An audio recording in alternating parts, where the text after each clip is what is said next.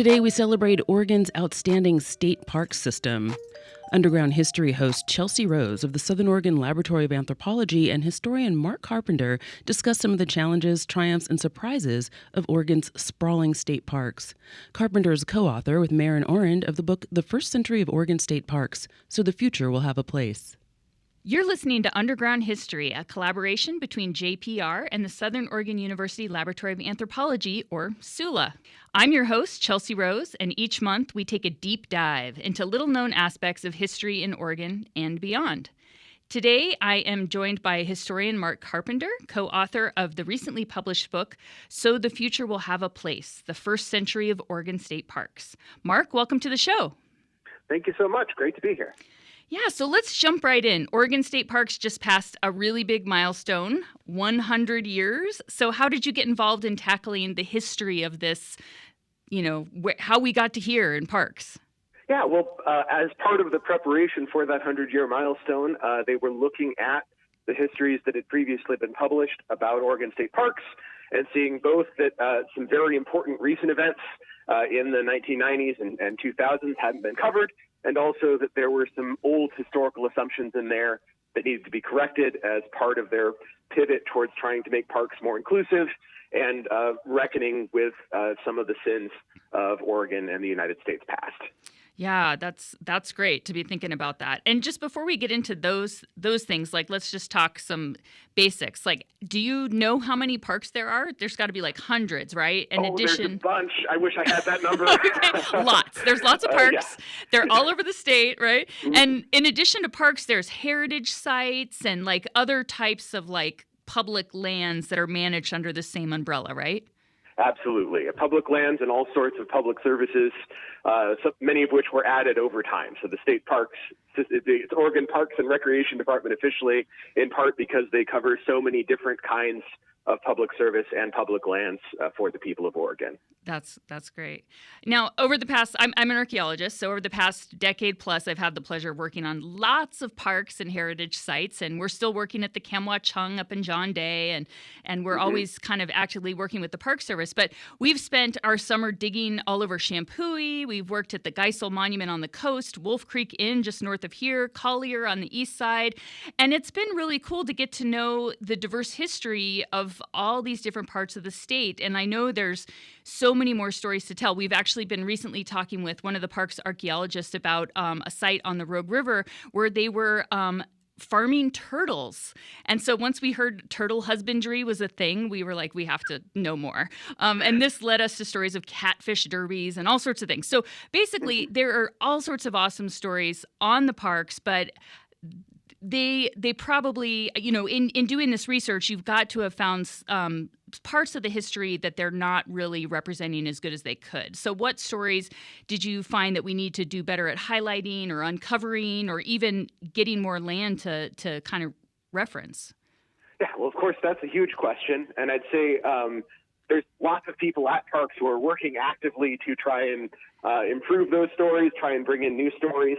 And I think there's lots of welcome for new and more inclusive stories, right? There's a lot of push to include more diverse voices in parks, to tell new stories. And turtle farming is an amazing story, right? And so I think we do well with those kinds of stories in Oregon parks. I'm fond of the strange things that they did with waterfalls in the early days of putting cars over them.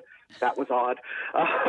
But I think where there's still a lot of struggle is, I'd say several areas, a couple I'd underline. One is figuring out where older narratives need to change.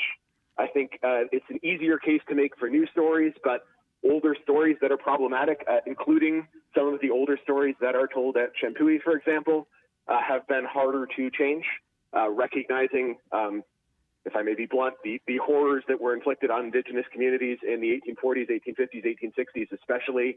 The parks have been slow to figure out how to include that in their interpretation. And on those same lines, trying to figure out how to co-manage and co-create those stories with the affected communities, with indigenous communities and others.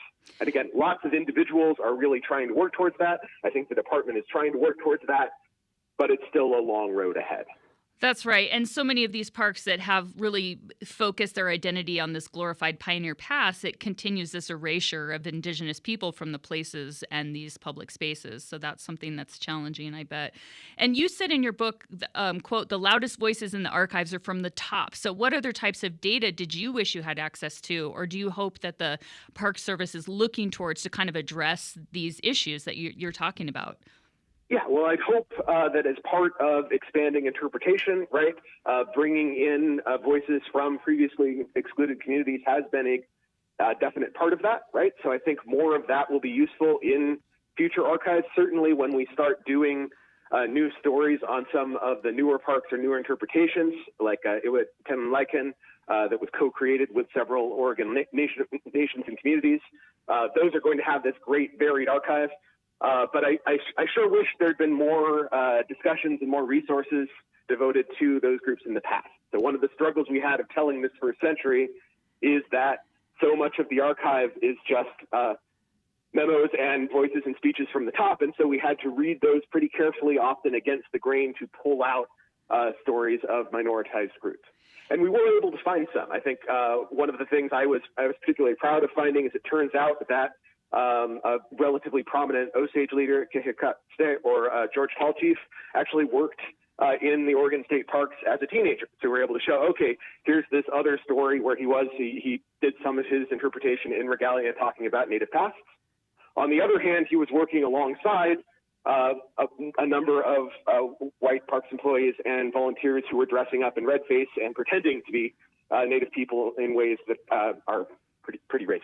Right, so kind of looking both for those stories of hope and kind of interesting multicultural perspectives in the past, often in the same records where we'll see records of places where they fell short. Yeah, wow. And that's a really good kind of juxtaposition of that exact thing, that example. And this book is about the park system, not necessarily the history of all the parks. That would be a lot of books. Yeah, we were talking earlier, and we say at the beginning, we can't possibly cover all the parks. We take the lead of previous park superintendents of refusing to pick a favorite.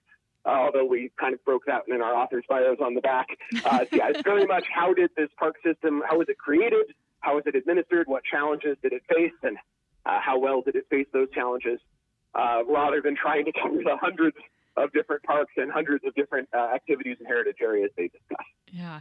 You're listening to Underground History on the Jefferson Exchange, where we explore little-known aspects of our history in the region and beyond, and you can find us on jeffexchange.org. I'm your host, Chelsea Rose, and today I'm speaking with historian Mark Carpenter about the first 100 years of Oregon State Parks. So when you were working on this, did you have access to some of the archaeological data that's been done? You know, the Park Service has actual staff archaeologists that are wonderful, and they work with archaeologists all across the state. Was that a data set you were allowed to access?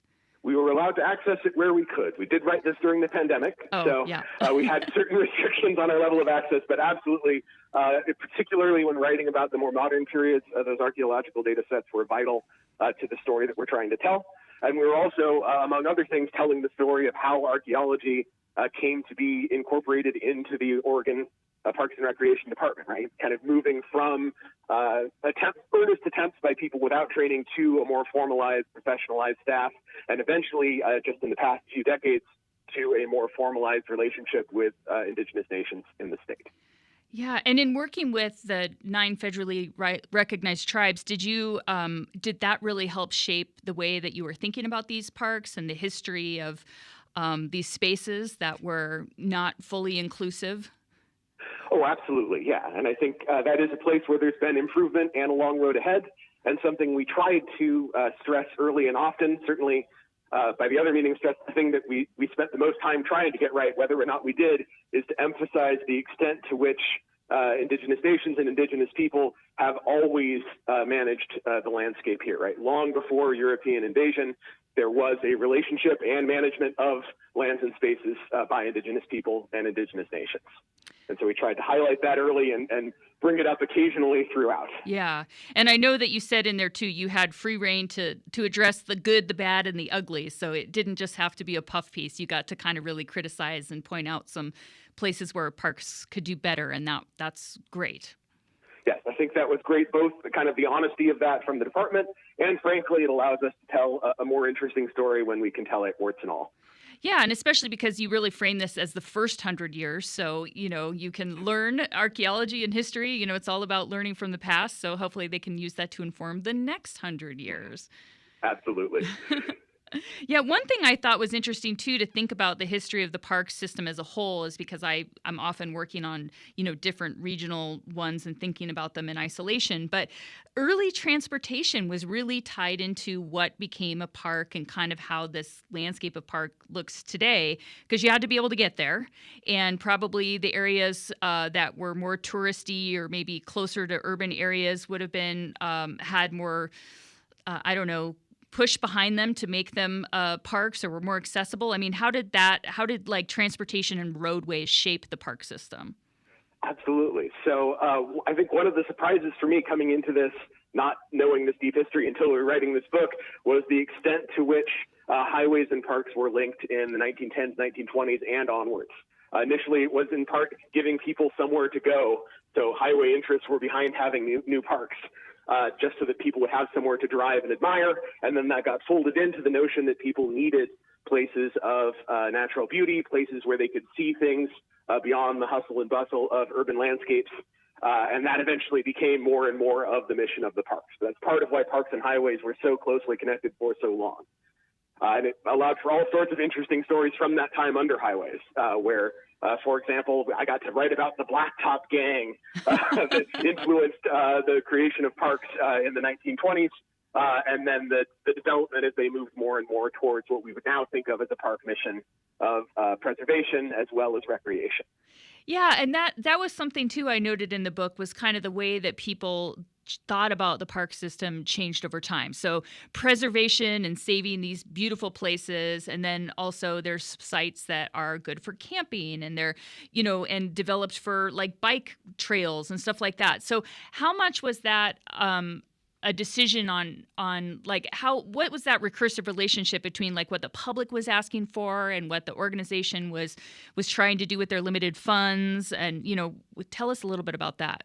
Absolutely. Well, I'd say the public would have made our job a lot easier if there was just one public. So throughout, there's multiple publics asking for different things from the parks. And so there's always a public to listen to, but the public doesn't necessarily agree. The kind of constant tension, and this is true for parks across the country, not just the Oregon State Parks, is how to balance that preservation mission, which here was quite early from the first superintendent, often before other state park system. There was this focus on preserving nature in some way, and how to balance that with the need to make sure that people are able to go into the parks and experience natural beauty for themselves. And so the exact balance of how to balance those two things varied, but that's, at least in Oregon Parks, been part of the mission just about from the beginning. But the first superintendent of Oregon State Parks, who we might spend the most time on because he's so amusing, was particularly against what he called the smell of hot dog water and the ethos that came with it. That he really wanted these to be natural places to the greatest extent possible and keep out things like concessions and initially camping. Whereas by the 1950s, camping was a prime mission of the parks as Americans more and more wanted to go somewhere to camp naturally. And a big funding source, because I know that that's one of the things that really hit the park system hard when the pandemic hit is absolutely nobody is camping anymore, and that faucet is turned off. So that's another way that they support themselves, right, is by selling hot dogs and campgrounds and campsites. The hot dog water is still on the back foot. Yes, campgrounds are a major source of funding. Of course, the state lottery is currently the major source of funding for the Parks Department. Part of the point of writing this book was telling the story of that decision, that kind of the campaigns for and against that, some of the alternate attempted funding methods that didn't go through. There was briefly an attempt to fund parks with a small tax on soda instead of the lottery funds that they eventually landed upon. And one of the overarching themes of the book is that there's always been a struggle for funding through the parks. There's never been a golden age. It seems like in every era, Oregonians love parks, but it's really hard to figure out a way to get them to pay for them. So that's kind of a constant struggle throughout the decades is how do we figure out an appropriate source of funding that Oregonians can get behind to fund this thing so many Oregonians, urban and rural, enjoy. And so to get back into that too, When you talk about preserving these natural landscapes and the way that these have been presented, I mean, that also kind of ties into the lack of the acknowledgement of these as indigenous spaces, because they are curated. That they might seem totally wild to folks, but a lot of these landscapes are curated landscapes of the time when white people first came here. I mean, is that part of something that's being more and more understood now in the way parks are approached and managed? I think it's on its way to being understood. I think there are individuals in the State Parks Department who know that very well. I think they're starting to build that broader institutional knowledge on that. I think in parks generally, and again, this is national as well as state level, there's still too many people who are seduced by the notion of wilderness, right? The notion that there existed, that what they're trying to create is a land without people, when in fact, none of this land was without people, right? Indigenous people were here and were shaping the landscape in a reciprocal relationship from time immemorial. And so I think that's an ethos that is being developed, but is still something that is sometimes struggled with on the ground. Yeah. And kind of on a similar note, like when did the Park Service get into managing heritage sites? Like not just having to deal with the archaeology within the lands that they manage, but actually they're in the heritage tourism business in some areas as well. Yeah, so that developed slowly in the 1940s and 1950s and kind of became fully a part of the Park Service in the 1970s. Mm-hmm. But again, there was attempts to make heritage a part of parks from the beginning. So even back at the very beginning of the Parks Department in the 1920s, you would see people calling for parks that had historical elements. And one of the first state-administered parks, Champoeg, was primarily a historical park long before the Park Service even existed. Mm-hmm, mm-hmm. Yeah, that's interesting. And is that something that they're looking to expand? Like right now, just kind of in looking how Park Service came to be where they are at this moment, do you think that our current, people in power and the park system, and then also the society's priorities push from that end, like is it towards more natural areas or more like camping or more heritage interpretation? Do you get a sense of what, how that's going to shift going forward? I think they'd love to do it all. Yeah. I think that a lot of what's going to shape those are going to be where they see the priorities of the public. Because at the end of the day, the park system is beholden to the public. But which one of those will get more priority, I think it will depend on where the funding lies and where popular support lies. Yeah, so if any of our listeners have an opinion, let the people at state parks know what you want to see, I guess. Absolutely. They do care. Yeah. And, one of the things I think is interesting, too, is the history of this story is also the history of, like, kind of the way parks are developed. So, like, the CCC was involved in some of the parks, like Silver Falls, and now a lot of the stuff that they built to be, like, park infrastructure is now an archaeological component of these sites. Like, do you know a little bit to talk about that? Sure, absolutely. Yeah. So the Civilian Conservation Corps of the 1930s, which was brought in for the New Deal, was, like many of the other changes, seen as a great way of adapting and finding some source of funding to make and expand parks and recreation. Particularly, they were used to build roads and buildings in some of those parks that otherwise wouldn't have had the funds to do so. But as you said, right, everything becomes history. And so those are now also kind of classic examples of 1930s architecture, so they can be interpreted as history in that way. And it might be my bias as a historian. I think sooner or later history will be a part of just about every park because it's all history, right? It's all in the past. So I think there's always going to be some kind of historical element, and those two will grow and change as the parks take on their own history over the decades. Yeah, yeah. And one thing that I think about when I think about the history of parks is the fact that all of Oregon's coastline is public lands. And in southern Oregon, where we live, there's the Samuel Boardman, like 12 miles or something in Curry County, which is just some of the most gorgeous beachfront area ever. And that's pretty unusual, isn't it? That's not, all states don't have free public access to the coast, right? I mean, I know some places it's hard to get to it, but the coastline is public, right, in Oregon? Yes. The coastline is almost, with very few exceptions, is public, and that is both unusual and I think celebrated by many Oregonians. And that's the result both of some deliberate choices. Our book starts properly in 1913, where you can trace that initial recommendation. Again, initially that the beaches were to be treated as public highways. You can see that highway connection. And then eventually that became the beaches being for the public more generally. climaxing a struggle over that in the 1970s, where that eventually was nailed down in law that we have public beaches in Oregon, again, with very few carve-outs and exceptions. Yeah. And I think that's both a wonderful kind of vision and change, and also there's a role of serendipity in that. There's very little evidence that people in 1913 knew what kind of gift they were giving to future generations in Oregon at the time. Yes. Thank you, people in 1913. Yes. No, Nothing, at least.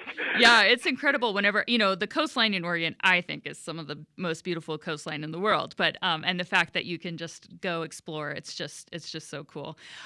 So one of the other things that, thinking about in the future and what people in 1913 might have thought about 2021. So a lot of the challenges are definitely shifting over time, and especially with climate change. We've got mega fires, we've got a lot of erosion and stuff on the coastline, and now that we've got these, I don't know how many hundreds of miles of public lands, that's also hundreds of miles of things that can go wrong. So how is the park thinking about navigating that? I mean, I know you said money was always a challenge, but it looks like some of these risks are rising exponentially. Yeah, well, that's a great question that being a historian doesn't entirely equip me to answer, I have to say. But I would say I think that a lot of meeting that challenge will be building alliances and getting funds from other places. So, again, speaking to the wildfires, part of wildfire management in Oregon has been not only drawing on new sciences, but also on older indigenous sciences for how to do controlled burns effectively. I think dealing with erosion on the coastline is going to take relationships with perhaps private entities, but certainly with other governmental bodies to preserve the coast of Oregon and preserve the lives of those who live on the coast. Yeah.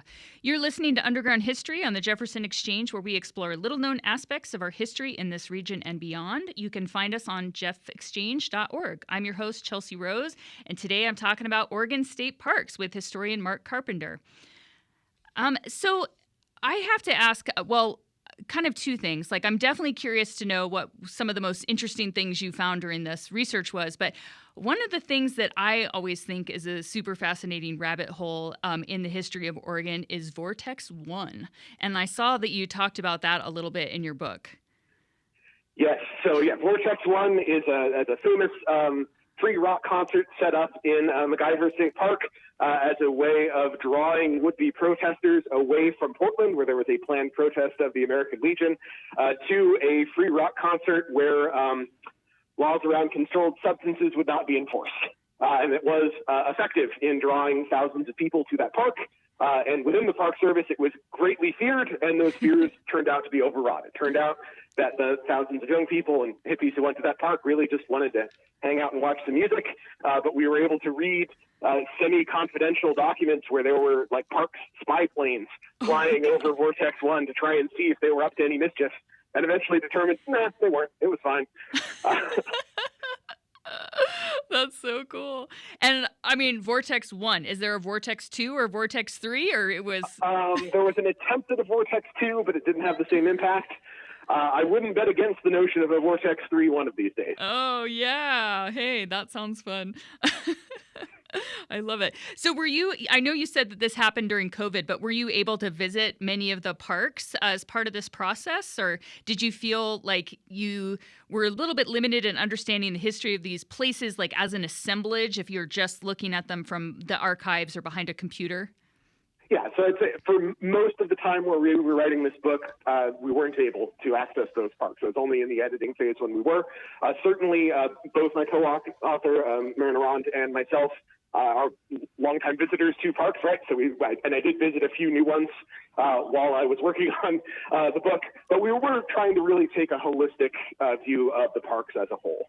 Rather than try and just focus on the few that we were able to visit, try and look at it as a system. Yeah. And so you're no longer based in Oregon. Are you still looking at Oregon history now that you're living outside of the state? Yes.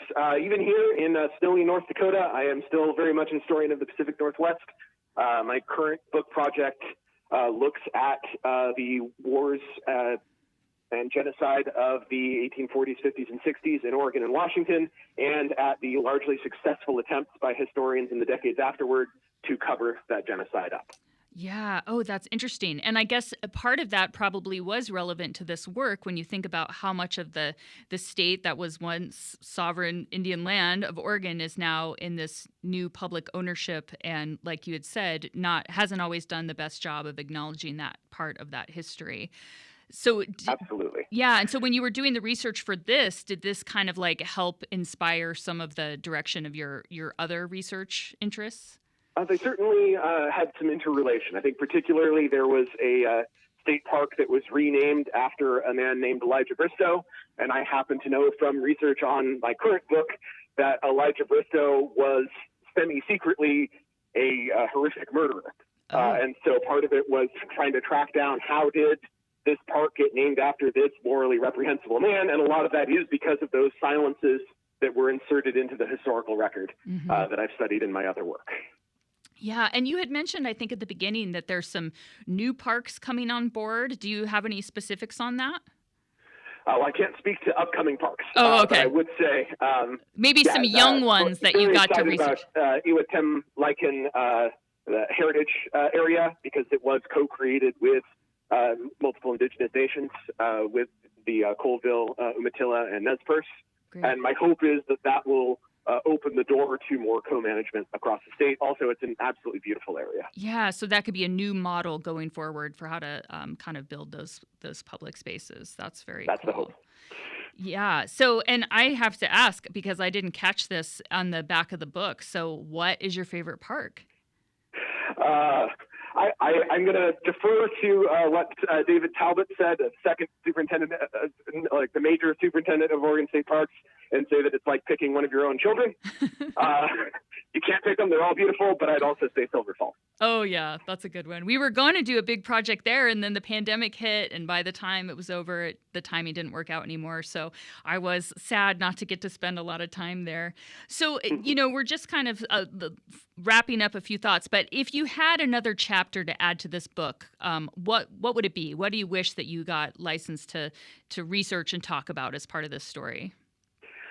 Yeah, well, I mean, we got pretty free reign, which was nice. If we had, what I would have liked is more time, particularly non-pandemic time, so we could have gotten more voices from below. I think that's if the next time that the Park Service writes one of these, it'd be great to have more voices from people working on the ground. We did our absolute best, but we weren't able to do as much with that as we would have liked. Yeah, like you're talking about like the park staff, like all the different people that work in different. Yeah, I'm sure there's so many good stories in there.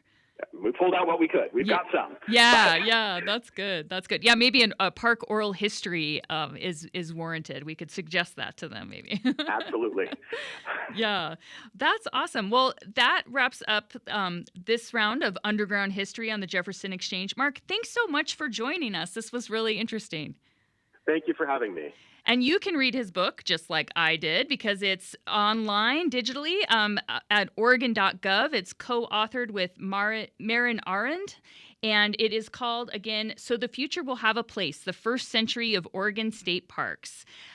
So it was a great book, and I hope others find it and check it out. So you can find Underground History online at jeffexchange.org, or you can subscribe to the podcast on Stitcher, Apple, Spotify, or wherever you get your podcasts from.